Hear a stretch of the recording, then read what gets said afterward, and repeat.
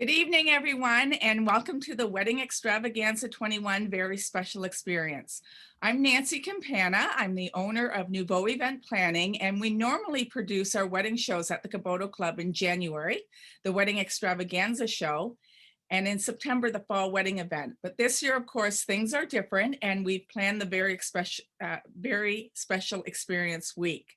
We're going to kick off tonight with a certified wedding and event planner. Lisa Best, who's the owner of Beautiful Weddings by Me, is going to get you on your planning process. And Lisa, I talked to a lot of couples this weekend who picked up their gift bags in both Windsor and Chatham, and they had a lot of questions and a lot of concerns during this very challenging time to plan an event. And I'm sure the questions we go through tonight are really going to help them through the process. So there is a process, and maybe we'll start first with, what is a wedding planner? What can a wedding planner do, and what is your role? Well, Nancy, a wedding planner, simply stated, is someone who helps all engaged couples within the wedding planning process, and that includes the organization and the management of the wedding itself. But our role is to really make sure that all those duties, all those tasks are taken care of in a timely manner as planned. And as well, our goal is just to ensure that the couple has the most enjoyable, stress-free engagement period process leading up to their wedding day. So there's kind of four main steps of that planning process, Lisa: brainstorming, getting organized, vendor selection, and a timeline. Can we walk through those steps one at a time and explain to couples what they need to do, or what a planner can help you do along the way? So we'll start with brainstorming. What do we do in the brainstorming stage? Absolutely. So brainstorming stage, that starts off with your first tasks that you need to tackle once you're engaged. And the first one is to decide upon your wedding date. And I always say to have two choices available. Number one is your top choice. And the second is one you can fall back on just in case by chance, if you have a particular venue of choice that you really want to get married at and it's not available, your wedding date, you could fall back on the second choice. The second task is all about the type of event that you want to host. So particularly right now, I know because of the pandemic, it's a little difficult to decide, but you need to make that joint decision as to whether you're going to host an intimate affair or an event that's larger scale. And then there's three other elements in that stage, and that includes the vision, the formality, and the actual overall budget, which is very, very important. So going back to your vision, Nancy, that is like couples, when they grow up, they're what they really want for their wedding day. It could be an action, it could be a color, it could be a flower, anything in general. So what we're trying to do is put that vision together and come up with a theme. And I always say to pick one theme and stick through it with it through the whole process. It makes things so much easier. And then it's the formality of the event. So going back to the type of event that you want to host, it's either going to be something a little, even if you're going to have backyard, something smaller. Will it then be a little bit more relaxed and low key? And if so, that's less formal. If you want to have a black tie type wedding affair at one of our largest and top five-star venue in our city, then definitely that will be a larger formality and there's more involved in that. Okay, and then moving on to your budget. Budget is something that I always say, source all available funds that are to you. Maybe loved ones are contributing, as well as family members, anybody in general. Come up with that realistic overall one figure that you're able to afford. And now the rest of the process will depend on this one figure. And we definitely want to stay under budget. You never want to go over. So super important. So once we've done that, we've brainstormed, we have those ideas, we have our vision, we have to get organized and we have to start planning. What does that step look like, Lisa? So in getting organized, the first thing I tell all my clients is to purchase a date book or a calendar, something that pertains only to wedding related information. You want to record all these wonderful things that will come back at you that you want to look back on possibly in the future. So all your expenses, so tracking all your expenses, whether it be your deposits, your payments that are owing, your due dates, as well as any upcoming appointments with vendors that could be virtual via Zoom or Team Meets or even in person, hopefully one day soon. So that's the first part of that stage, the second stage. As well, the next part is that monthly checklist. Super important. I always make them as detailed and thorough as possible, and my clients will tell you that that's what I do, and I push them really hard to try to get things done ahead of time. Because the more you can get ahead now, you're ahead of the game and you'll enjoy later on, which basically brings us to the planning process or the planning part of it. So follow those deadlines, don't procrastinate, get as much as you can done now because closer to a month before, you don't want to tackle any of those duties or tasks that you don't have to if you can get them done ahead of the game. As well, the week before, you may have some loved ones coming in from out of town that you want to spend time with. And that's basically it. But overall, right now, because of the pandemic, I always tell my couples to get ahead of the game because there may be particular items or services that you really want for your wedding day. But if they're not available to you, or if there's a process in getting to those items or ordering those items, especially with couriers that are really busy, even limited availabilities out there for a particular item. So if it's something you really want, start planning it and arranging that to happen early on in the stages of planning. And what I hear you saying during that stage, Lisa, is the couples are still very involved, even when they have a planner, but you're there to help them, to keep them on task, to get through those stressful periods where there's many tasks and to kind of break that down for them. Yes, absolutely. I just ensure that every monthly checklist is followed through and then we do a follow-up. So I will contact them and we will ensure that if they're maybe having a challenge in one area, then I will help them out with that area. Or in particular, if they just don't have the time, I will help them to accomplish that task. Vendor selection. And when we're talking about vendors, I just want to make note that we're using a few of our vendors in the backdrop behind me tonight. Sweet Revenge Bake Shop has provided the cake, and Anything and Everything has provided the decor for my backdrop. So when we're looking to choose our vendors, how do we know who's the right fit for us? Well, in particular, when you're choosing vendors, really you're creating that team. And their goal is the success for your wedding day. They're going to work together to make it happen.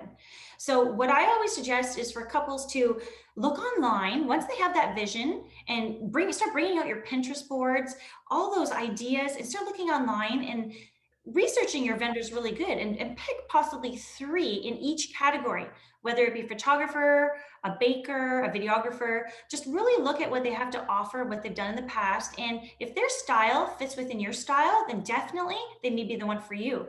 So now what you want to do is you want to contact them, arrange that virtual appointment or in-person appointment, go over all those details. And in return, what they will do is provide you with a general quote.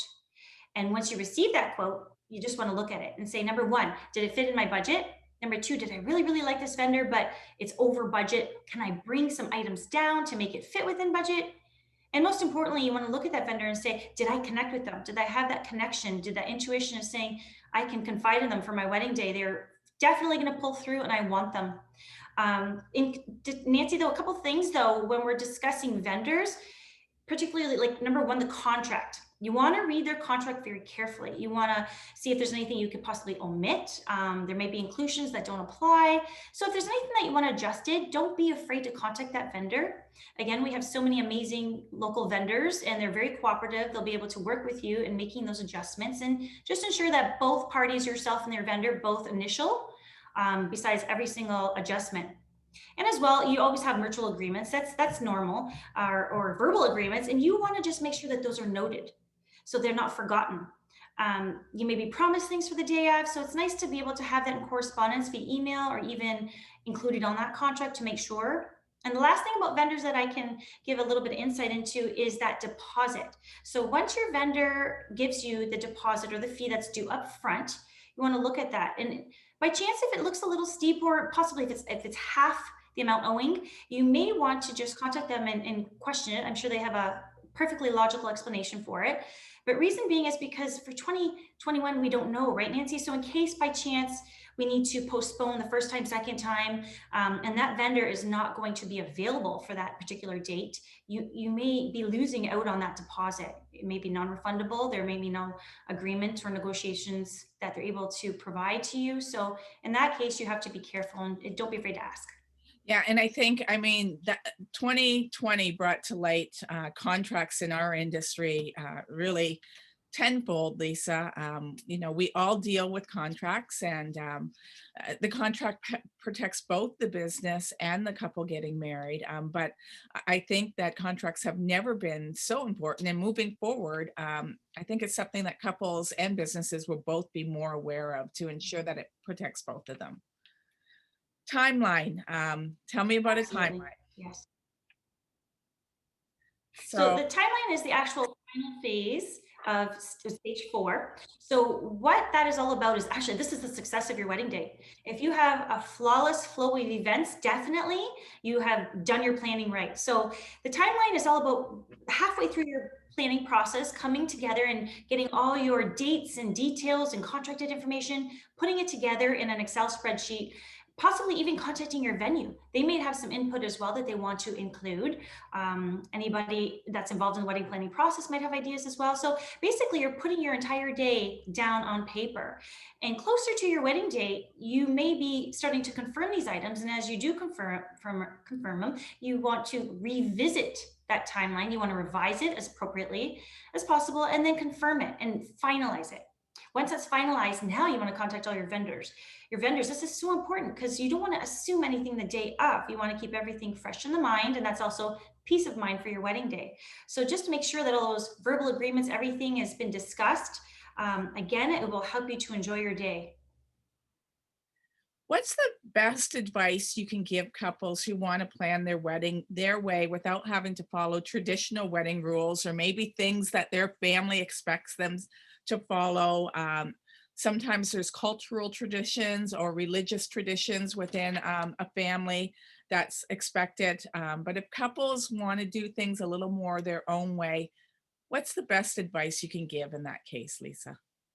Well, the best advice I can give is just a friendly reminder to all the couples that their families are just as excited as they are.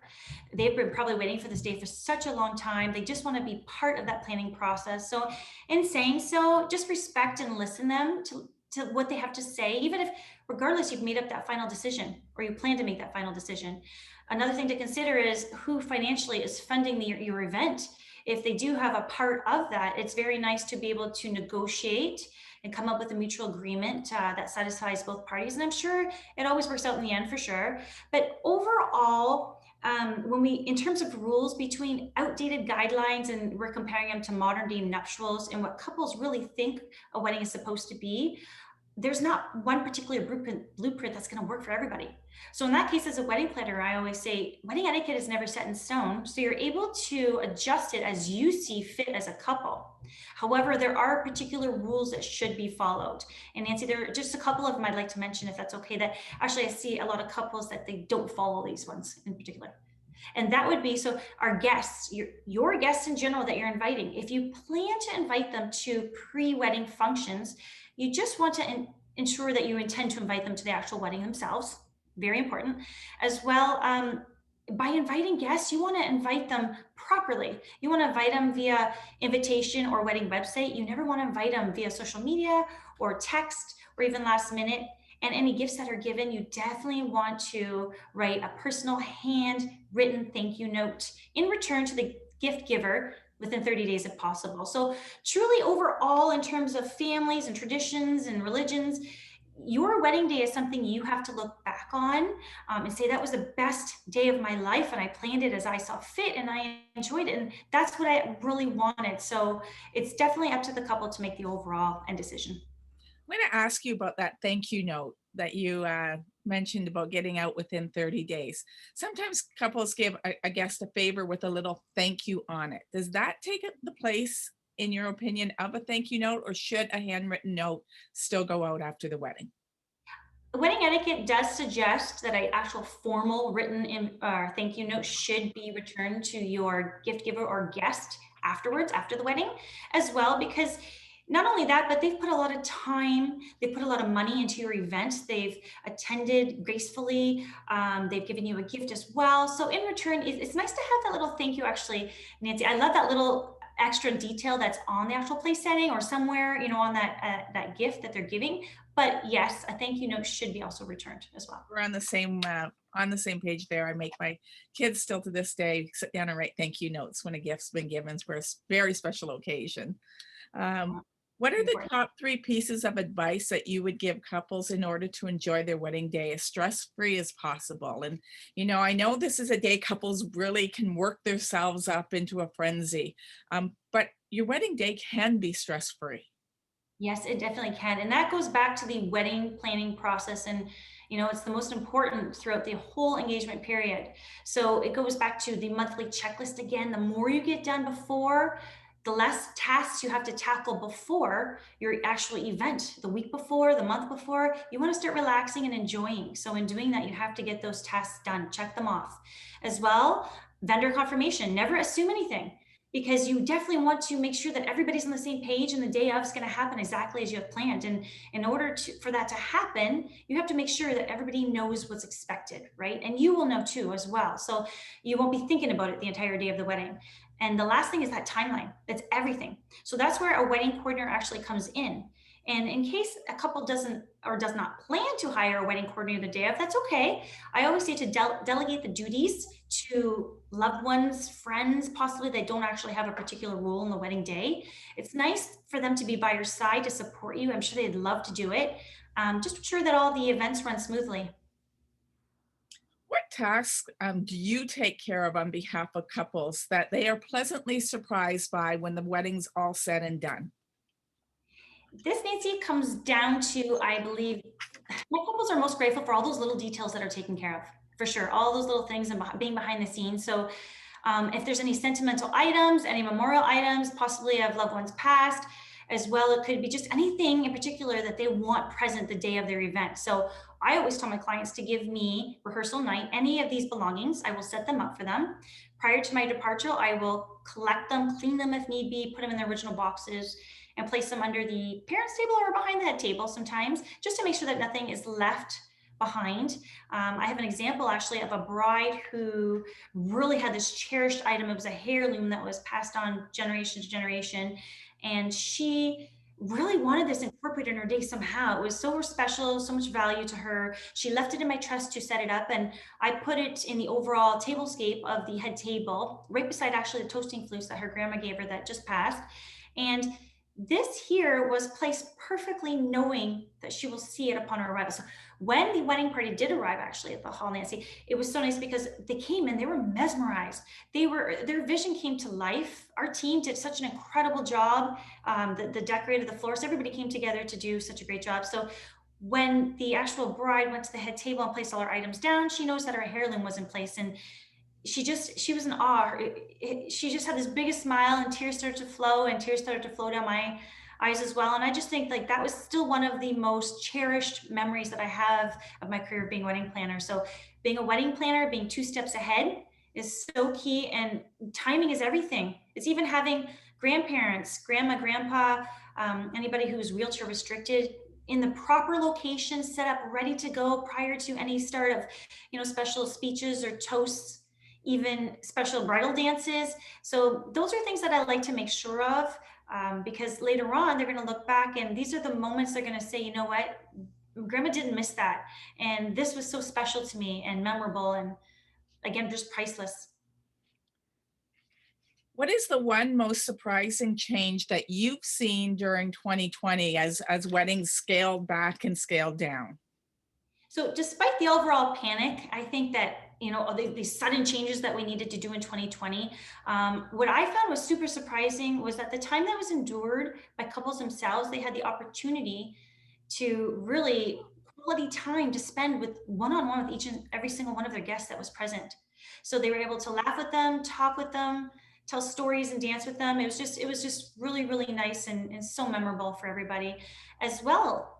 Something that was surprising is all these little personal touches that we were able to incorporate in the wedding. So I had a bride who purchased these beautiful, gorgeous glass coasters and personalized them with every single one of their guests' names, put it on there. And we took it upon ourselves. We put it in the overall design of the table, the place setting, and put the napkin underneath perfectly. As the guests arrived and they viewed these, they were in awe. They were so touched that this was such, like a keepsake that they were able to take home. And they did take them home, and not one was left behind. So really, when it comes to surprising changes, it was that these events weren't like overall productions like a wedding can be. They were more low key, personalized, relaxed atmosphere that was completely enjoyed by everybody that was in attendance. And I think that's a a perfect example on how the budget could have been moved around a little bit when you're going to have, let's say 300 guests and now you're having 50 indoors or 100 outdoors.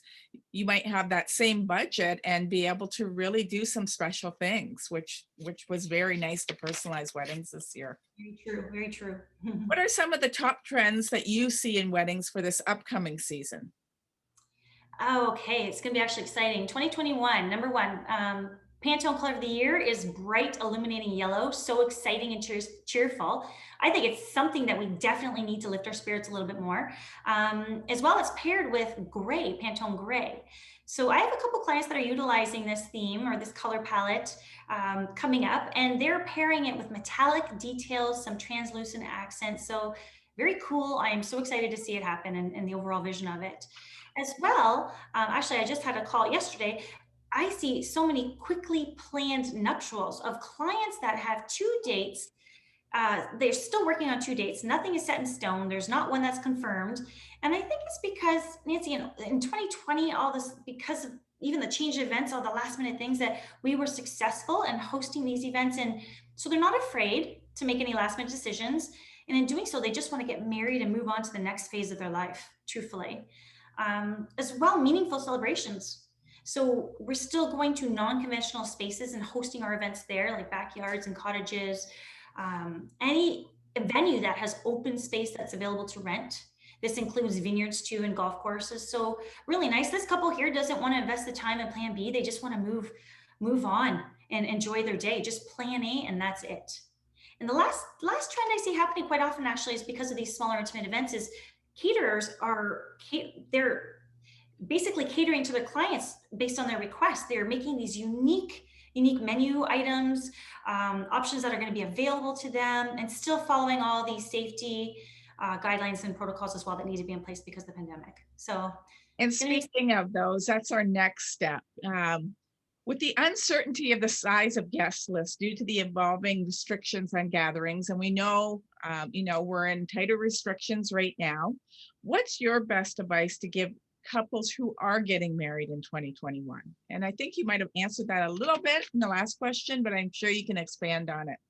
Yes, well, it's definitely is unfortunate what everybody has been faced with, especially couples 2020 moving on to 2021. We were able to, the best advice that really that I can give is just to keep your dream alive, focus on that vision and just keep planning. With respect to actual numbers, guest numbers, we don't know until closer to the event. So I always tell my couples just stay alert on those local guidelines. There's always, they're updating all the time. So if you are keeping up with that, then you'll be in the know-how of better to prepare. So you might want to revisit that guest list. If your guest list is larger, you may want to now look at it and pare it down to 25, 50, 100 guests, just so again, you're prepared last minute if you need to. And then just by chance, if you're getting married in the beginning season of 2021, you may want to consider a plan B. What if you're getting married indoors and we're not allowed to go indoors? So now you kind of want to look for a different venue as well as all associated costs with doing so. And those couples that just got engaged, many of them are planning 2022 and 2023 weddings. What can they be hopeful to look forward to? Well, those couples have the advantage because they have the ample time to plan, which is nice. As well, don't be fearful of the unexpected because we have gained so much knowledge in 2020. Truthfully, we were able to navigate again and adjust to what was thrown at us. So what we're going to be given in 2021, what we're granted with, I mean, we're still going to work with, we're still going to learn from it. So truthfully, just start that wedding planning process gracefully, one step at a time, enjoy it. Possibly include a lot of members of the family or friends in the process as well, or maybe not, depends your choice.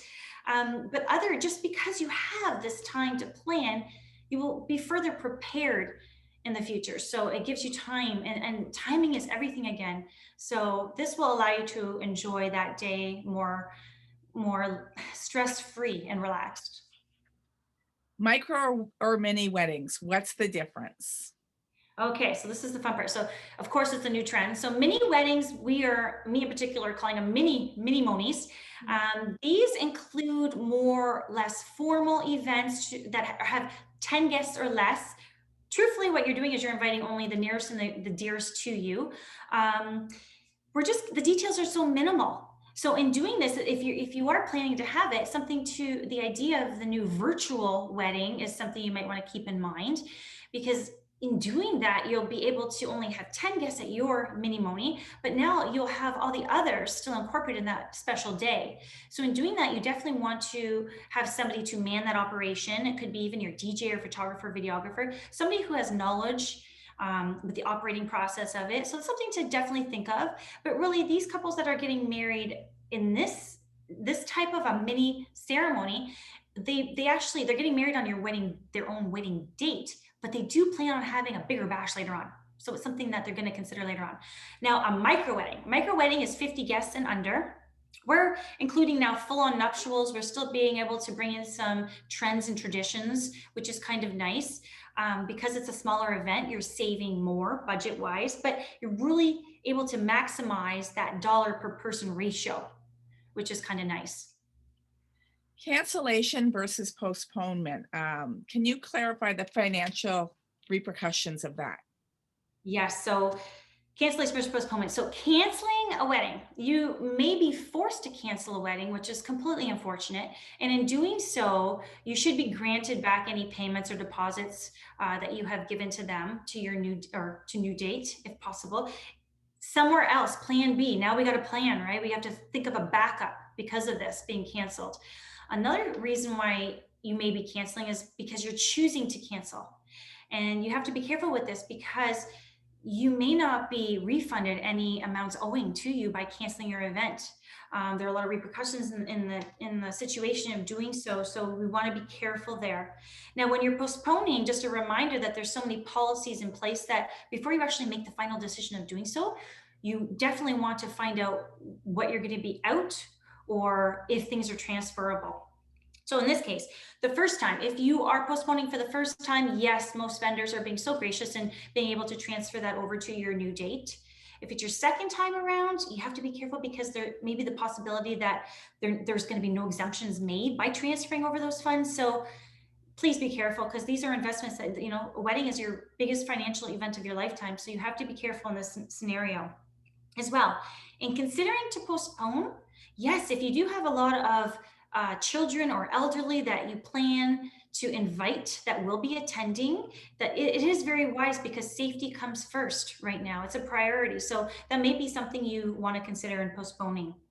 If you do also postpone 30 to 60 days prior to your wedding date, well, we have to think of your florist too. Your florist now has placed the order, and there may be some penalties you're going to be faced with because you're doing that, as well as even gowns, bridal gowns. So you may be forced to purchase off the shelf. So there's so many things to consider. But overall, if you are making that decision to postpone, number one, check again with your venue, check with your vendors to see, are they all available before you make the decision?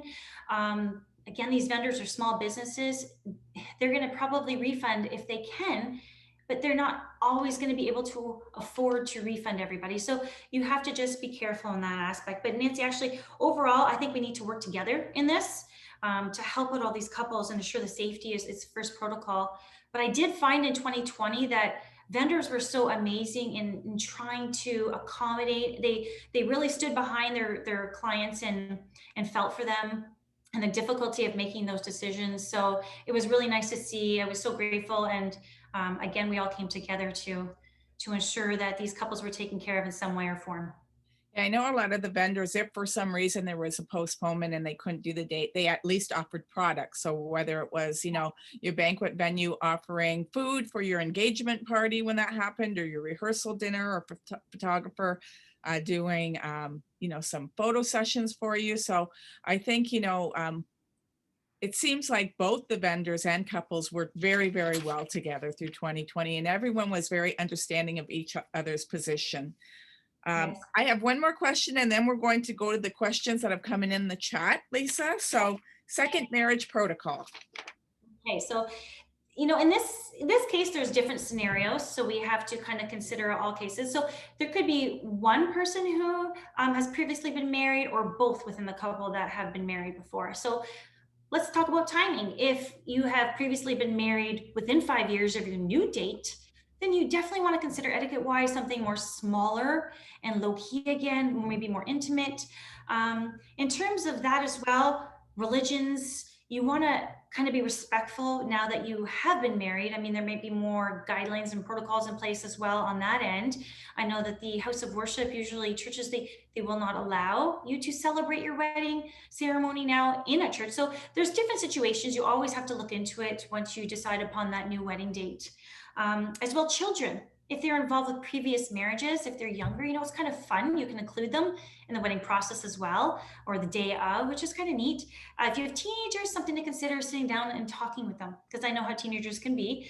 There could be that could be uncomfortable. And if so, just discuss it with them and see how we can include them in the day to make them uncomfortable. And this basically will help you out to determine your overall style and type of wedding that you want to host, right? Wedding showers and bachelorette parties. If you were previously married, already had these, you probably want to forgo this possibility of having another one. But by chance, if one side of the family they were not previously married and they want to host it for you, that would be kind of nice. Definitely to have another event, again, probably low key, open house type situations or events that can occur. It's something to keep in mind for either the bridegroom, or groom, just to know that whoever was previously married, if they already had a shower event, that their guests are not obligated to purchase another gift if they've already done so. And in case you're looking for any monetary gifts versus actual physical items, then that should be word of mouth via just putting it on an invitation. So those are just kind of etiquette things to consider for sure when you're getting married the second time around. But ultimately, it's up to the couple. Everything is really truthfully up to the couple. Again, you have to look back on that one day, and true love is the most important thing. And getting remarried, you know what? It's happiness. So in doing that, if you want to have a big event, if a bride wants to wear white again, it's completely up to that couple. You can include any kind of etiquettes and traditions as you wish. Garter toss, bouquet toss, that may be something you want to include or not, but whatever the scenario is and the decisions you make, definitely you're going to enjoy your day. And that's the most important thing. Okay, we're going to get to some questions, Lisa. The first one is, do you only provide like a full wedding package, or do you provide smaller packages? Day of. No problem. My packages and services that I have in place right now, because actually there was a lot of revamping due to the pandemic. However, I like to accommodate all couples and their needs whatsoever. So there may be couples that come to me that live out of town and definitely need a lot more help, possibly to choose vendors or keep that process rolling. So that would be more of an ultimate package, and helping them every step of the way. As well, I have like a partial planning package, which is up to 30 hours, which also includes day of coordination, which is the most popular service that any wedding coordinator can offer to you. As well, now I have mini moni packages as well as micro wedding packages. So it's up to the client and what their needs are. So upon that first initial consultation, I like to talk with them and discuss what their actual needs and requirements are. And then we go from there and I price accordingly. Okay. I have someone asking, if you're already booked, is there any other wedding planners you would suggest in the area? Yes, definitely there are, and I have referred in the past because of the overwhelming response to weddings and couples and postponements and new weddings coming up for 2021. I have expanded. Actually, my Beautiful Weddings by Me now incorporates 3 wedding planners as well. Myself, I have 20 years experience. My first assistant became a wedding planner as well. She has 12 years experience. And also I have another who has 8 years experience. You're definitely in good hands. And always, in case you have an event where I am possibly booked or one of the others, we always have somebody that's able to cover you and assist you for the day of or in planning in general. Okay, someone says you talked about itineraries, but she's having a hard time knowing what the meal itinerary looks like and where to put speeches. Good question, actually. So I prefer to host these speeches throughout the actual courses of the dinner. because I find that usually there's the parents of the bride, parents of the groom, followed by, and hopefully keeping this short, the maid of honor, matron of honor, the best man, and then lastly, but most importantly, would be the groom and the bride herself. So if we do only have these speeches that we're going to actually have throughout the wedding, what I do is I break it up and we go by the lead of the head table, the service of the meal. So for example, if the head table is being served their salad, then parents are now being served salad. Now the rest of the guests. So as soon as that head table has actually completed their meal, that's when we get everybody up and queuing, possibly the MC to introduce the parents of the bride, followed by the parents of the groom. And then they're able to say their speech there. And then we go to the next course meal. And then again, we follow that lead and continue on through to the end of the speeches. So it's kind of nice. That's what I suggest, only because if all of those speeches are held at the end, or after the meal, then I find that the attention that the bride and groom needs the most attention, and it's not given to them because they may be too lengthy and just figure of fact, people don't like to sit there too long. So let's break it up, and I find that the most successful. I think we've all sat through those speeches that go on for a very, very long time, and we want to get up on the dance floor and start celebrating with the couple. So I think that's a perfect way to solve that, Lisa. Our final question of the night. It's been a great night.